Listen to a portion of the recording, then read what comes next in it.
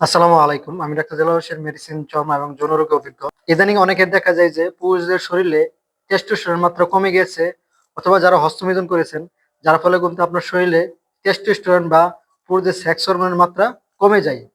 সেজন্য টেস্টোস্টেরন লেভেলকে বাড়ানোর জন্য একটি প্রাকৃতিক এবং ন্যাচারাল এবং 100% ইফেক্টিভ পদ্ধতি হলো ১ চামচ পরিমাণ আদার রস নিবেন, প্লাস ১ চামচ পরিমাণ রসুনের রস নেবেন।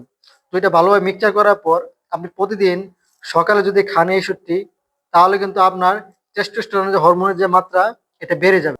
এই মিশ্রণটি খুবই উপকারী এবং কি পুরুষদের যে সেক্স হরমোনের মাত্রা, টেস্টোস্টেরনের মাত্রা, এটি অধিকাংশে বেড়ে যায়। এবং কি এটি একটি প্রাকৃতিক এবং ন্যাচারাল একটা বিষয়। অনেকে রয়েছেন যে টেস্টোস্টেরন হরমোনটা বাড়ানোর জন্য অনেক ইনজেকশন ব্যবহার করেন, অনেক ওষুধ প্রয়োগ করেন। এগুলো কিন্তু আপনার শরীরের জন্য ক্ষতিকর। আজকে যে মিশ্রণটির কথা বলছি, এটি প্রয়োগ করে দেখতে পারেন। ইনশাল্লাহ আপনি উপকৃত হবেন। মেডিকেল বিষয়ে অথেন্টিক ইনফরমেশন পেতে আমার চ্যানেল সাবস্ক্রাইব করে রাখতে পারেন।